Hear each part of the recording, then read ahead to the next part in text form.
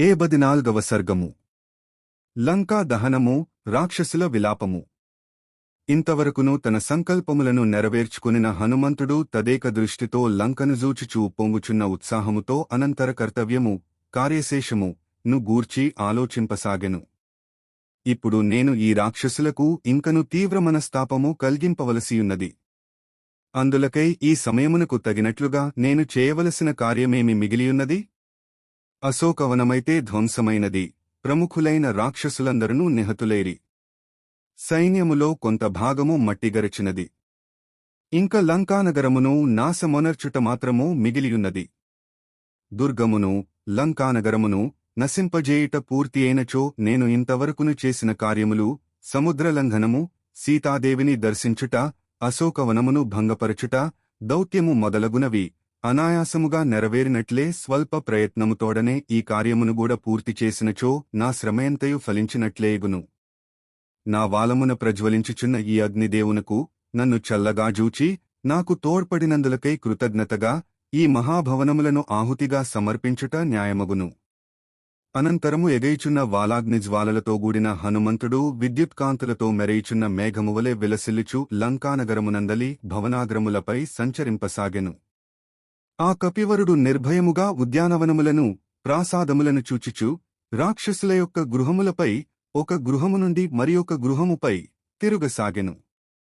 మహాబల పరాక్రమశాలియై వాయువేగముగల ఆ హనుమంతుడు మొదట ప్రహస్తుని ఇంటిపై వాలి దానికి నిప్పంటించెను.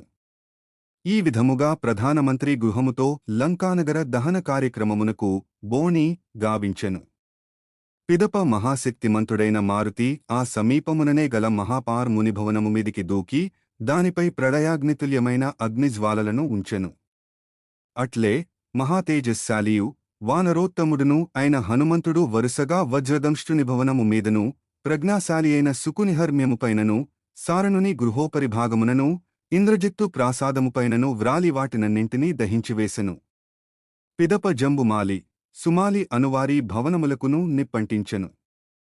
మహాతేజస్శాలి అయిన హనుమంతుడు క్రమముగా రశ్మికేతుడు, సూర్యశత్రువు, హ్రస్వకర్ణుడు, దంష్టుడు, రోమసుడు, యుద్ధోన్మత్తుడైన మత్తుడు, ధ్వజగ్రీవుడు, విద్యుజ్జిహుడు, ఘోరుడు, హస్తిముఖుడు, కరాళుడు, పిశాచుడు, శోణితాక్షుడు, కుంభకర్ణుడు, మకరాక్షుడు, యజ్ఞశత్రువు, బ్రహ్మశత్రువు, నరాంతకుడు, కుంభుడు, నికుంభుడు, దురాత్ముడు మొదలగువారి గృహములను దహించివేసెను. కాని గొప్ప కృతజ్ఞుడైన మారుతి విభీషణుని ప్రాసాదమును మాత్రము తాకనైన తాకలేదు. ఏలనన విభీషణుడు రావణసభలో తనకు అండగా నిలిచి ధర్మ వచనములను పలికెను. వాసికెక్కిన ఆ వానరోత్తముడు ఐశ్వర్యవంతులైన రాక్షసుల యొక్క భవనములయందును అమూల్యములైన హర్మ్యముల యందును గల మణులు, ప్రవాడములు మున్నగు సంపదలను బుగ్గిపాలుచేసెను. మొదట అగ్ని వాయువులు రావణునకు భయపడి తమ శక్తులను మందముగా ప్రదర్శించినను పిమ్మట సీతాదేవి ప్రభావము చేతను ఆంజనేయుని విజృంభణ కారణమునను ఒక్కసారిగా చెలరేగిరి. సర్వశుభలక్షణ సంపన్నుడైన మహావీరుడగు హనుమంతుడు అందరి గృహములను అగ్నికి ఆహుతియొనర్చిన పిమ్మట రాక్షసరాజైన రావణుని ప్రాసాదమునకు చేరెను. వీరుడగు హనుమంతుడు మేరుమందర పర్వతములవలె మహోన్నతమైనదియు సర్వవిధ శుభలక్షణములతో విలసిల్లుచున్నదియు నానా విధములగు రత్నములతో అలంకృతమైనదియు అయిన ఆ ముఖ్య ప్రాసాదమునకు తన వాలాగ్రమున మండుచున్న అగ్నిని అంటించి ప్రళయ కాలమేఘమువలె గర్జించెను.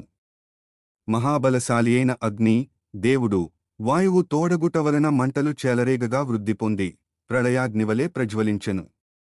అగ్ని తనకు వాయువు తోడగుట వలన మిక్కిలివేగము గలవాడై మహాబలశాలియే ప్రళయకాలాగ్నివలె చెలరేగిన జ్వాలలతో వ్యాపించెను. బంగారు గవాక్షములతో ఒప్పుచున్నవియు ముత్యములతోనూ మణులతోడనూ రత్నములతోడనూ తేజరిల్లుచున్నవియు అయిన ఆ మహాభవనములు శిథిలములై కూలిపోయినవి. పుణ్యముక్షీణింపగా సిద్ధుల భవనములన్నీయును ఆకాశము నుండి కూలి ధరిత్రిపైబడినట్లు ఆ ప్రాసాదముల యొక్క పైకప్పులన్నీయును నేలపాలయ్యేను. స్వగృహములను రక్షించుకొనుటకై పరుగులు దీయుచున్న వారును ఉత్సాహమును బలమును సంపదలను కోల్పోయిన వారును అయిన రాక్షసులు అయ్యో! నిజముగా అగ్నిదేవుడు వానరుని రూపములో వచ్చినాడు అని గగ్గోలు పెట్టసాగిరి. కొంతమంది స్త్రీలు లబోదిబో ఎనుచూ చంటి పిల్లలను చంకన్బెట్టుకున్నవారై విడివడిజారిపోయిన కొప్పులను సవరించుకొనకయే మంటలలో చిక్కుపడిన హర్మ్యముల నుండి గబగబ దూకిరి. అప్పుడు వారు ఆకాశమునగల మేఘముల నుండి క్రిందికి పడుచున్న మెరపుతీగలవలే తేజరిల్లిరి. ఆ హనుమంతుడు వజ్రములు, పగడములు, వైడూర్యములు, ముత్యములు, వెండి మొదలగు వానితో నిర్మింపబడిన చిత్ర విచిత్రములగు భవనములను, అగ్నితప్తములై కరిగి స్రవించుచున్న బంగారు, వెండి ధాతువులను చూచెను. అగ్ని కట్టెలతో, తృణములతో తృప్తిపడుట లేదు. ఎన్ని భవనములను దగ్ధమొనర్చినను హనుమంతునకు తృప్తి కలుగుటలేదు. హనుమంతుని చేతిలో హతులైన రాక్షస శవములతో భూమికి తృప్తి కలుగుటలేదు. అగ్నిజ్వాలలు కొన్నిచోట్ల మోదుగు పువ్వువలే ఎర్రరంగుతోనూ, మరికొన్ని చోట్ల బూరుగు పువ్వువలే లేత గోధుమ రంగుతోనూ, ఇంకను కొన్ని తావుల కుంకుమ పువ్వు రంగుతోనూ ప్రకాశించినవి. మహాత్ముడు, మహాబలపరాక్రమములు గలవాడు అయిన వానరోత్తముడగు హనుమంతునిచే ఆ లంకానగరము రుద్రునిచే త్రిపురములవలే దగ్ధమాయెను. మహాశక్తిశాలి అయిన హనుమంతుడు లంకానగర పర్వతాగ్రమునందు, త్రికూట పర్వతాగ్రముపై గల గృహముల మీద అగ్నిని ఉంచెను. అప్పుడు భీమపరాక్రముడైన అగ్ని వలయాకారమున ప్రజ్వలించుచున్న మంటలతో ఆ భవనములయందు విజృంభించెను. వాయువుతోడైన ఆ అగ్ని పొగలేని మంటలతో ఆ భవనముల యందు వ్యాపించెను. రాక్షసుల శరీరములే ఆ అగ్నిజ్వాలలకు ఆహుతులయ్యెను. ఆకాశమునంటుచున్న మంటలతో ప్రళయకాలాగ్ని వలె అది మహాశక్తిగలదై వృద్ధి చెందెను. ఆ మహాగ్ని కోటి సూర్యులతో సమానమైన తేజస్సులతో పూర్తిగా లంక చుట్టను వ్యాపించెను. ఆ అగ్ని భయంకరమైన పెఠేల్ పెఠేల్ అను పెక్కుపిడుగుల శబ్దములతో బ్రహ్మాండమును బ్రద్దలోనర్చుచున్నట్లు విజృంభించెను. తీవ్రమైన కాంతులతో మోదుగ పువ్వులవలే ఎర్రని అగ్నిజ్వాలలు ఆకాశపర్యంతము అత్యంతము పైకెగసెను. అప్పుడు దగ్ధములైన భవనముల నుండి వెడలిన ధూమపంక్తులతో మంటలు చల్లారిన పిమ్మట ఏర్పడిన మేఘములు నల్లగలువలవలే ఒప్పుచూ ప్రకాశించెను. ఆలోచించి చూడగా ఇతడు వానరమాతృడుగా అనిపించటలేదు. ఇతడు దేవతలకు ప్రభువు, వజ్రాయుధమును ధరించినవాడు అయిన ఇంద్రుడైనను కావచ్చును.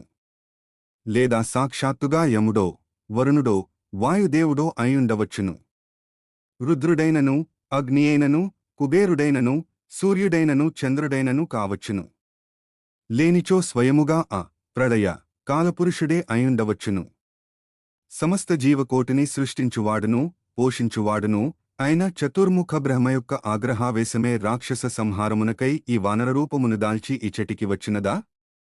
అనంతము, అవ్యక్తము, ఊహింపశక్యముగానిది, ఆఖండమైనది, సర్వోత్తమమైనదియగు ఆ విష్ణుమూర్తి యొక్క మహాతేజమే రాక్షసులను నిర్మూలించుటకై తన మాయాశక్తిచే వానరాకృతిని దాల్చి ఇప్పుడు ఇచ్చటికి వచ్చినదా? ఏమి? ప్రాణిసంఘములతో, గృహములతో, వృక్షములతో గూడ క్షణములో దగ్ధమైన ఆ లంకానగరమును జూచి పెక్కుమంది దీశాలురు, రాక్షసులందరును అచ్చటచ్చట గుమిగూడి పై విధముగా అనుకునిరి. పిమ్మట రాక్షసులు, రథాశ్వగజములు, పక్షుల గుంపులు, మృగములు మొదలగు వానితో గూడిన లంకయంతయు పూర్తిగా దగ్ధమైపోగా మిగిలియున్న లంకావాసులెల్లరునూ దీనవదనములతో గగ్గోలు పెట్టుచూ ఏడువసాగిరి. అయ్యో తండ్రి! హా కుమారా! అయ్యో నాథా! హా మిత్రమా! పుణ్యఫలమైన ఓ భోగమై జీవితమా అని విలవిలలాడుచూ రాక్షసులు ఎల్లరునూ రోదింపసాగిరి. వారి విలాపధ్వనులు మిక్కిలిఘోరముగా భయంకరముగా నుండెను. హనుమంతుని క్రోధ ప్రభావముచే లంక నిర్జీవమయ్యెను. దాని చుట్టూను అగ్నిజ్వాలలు ఆవరించెను. అందలి ప్రముఖ వీరులెల్లరునూ హతులైరి, భటులెల్లరునూ పలాయనము చిత్తగించిరి. లంకానగరము శాపగ్రస్తమైన దానివలె ఉండెను. తత్తరపాటుతో భయవిషాదములతో గూడిన రాక్షసులు గలదియు, మహాగ్ని యొక్క ఉత్తుంగ జ్వాలలతో గూడినదియు, బ్రహ్మ యొక్క కోపాహతికి గురియైన అవనివలె ఒప్పుచున్నదియు అగు లంకానగరమును మహాత్ముడైన హనుమంతుడు వీక్షించెను. వాయుసూనుడైన హనుమంతుడు శ్రేష్టములైన వృక్షములుగల అశోకవనమును భగ్నమొనర్చెను. రణరంగమున రాక్షస మహాయోధులను హతమార్చెను. వరుసలు దీరియున్న మేలైన భవనములుగల ఆ లంకాపురిని దగ్ధమొనర్చెను. సంకల్పించిన కార్యములు చక్కగా పూర్తి ఎగుట వలన నిండు మనస్సుతో సంతసించెను.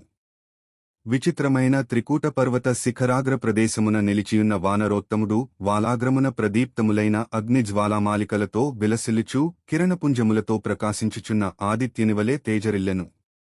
మహాత్ముడైన హనుమంతుడు గుంపులు గుంపులుగానున్న ఆ రాక్షసులను పరిమార్చి బహువృక్ష శోభితమైన ఆ వనమును చిన్నాభిన్నమొనర్చి రాక్షసుల భవనములను అగ్నికి ఆహుతిగావించి రామధ్యాన నిమగ్నుడాయను. వానరవీరులలో ప్రముఖుడును మహాబలశాలియు వాయుతుల్య పరాక్రముడును మిక్కిలిధీమంతుడును సర్వశ్రేష్ఠుడును అయిన ఆ మారుతిని దేవతలందరునూ వేనోళ్ల ప్రస్తుతించిరి. మహాతేజస్శాలి అయిన ఆ వానరోత్తముడు అశోకవనమును ధ్వంసమోనర్చి రాక్షసులను సమరభూమికి బలిగావించి ధగధగలతో రమ్యమైన లంకానగరమును అగ్గిపాలుచేసి విరాజిల్లెను. అంతట దేవతలు, గంధర్వులు, సిద్ధులు, మహర్షులు అగ్నిజ్వాలలలో దగ్ధమగుచున్న ఆలంకాపురిని జూచి మిక్కిలి ఆశ్చర్యపడిరి. సకల ప్రాణులు వానరోత్తముడైన ఆ హనుమంతుని జూచి ఆయనను ప్రళయకాలాగ్ని స్వరూపునిగా భావించి భయభ్రాంతములయ్యెను. సమస్త దేవతలను, మునీశ్వరులను, గంధర్వులను, విద్యాధరులను, నాగులను, యక్షులను పరమప్రీతి నొందిరి. అచటగల సకల ప్రాణులను మహానందభరితములాయెను. వాల్మీకి మహర్షి విరచితమై ఆది కావ్యమైన శ్రీమద్ రామాయణమునందలి సుందరకాండమునందు ఇది 74వ సర్గము.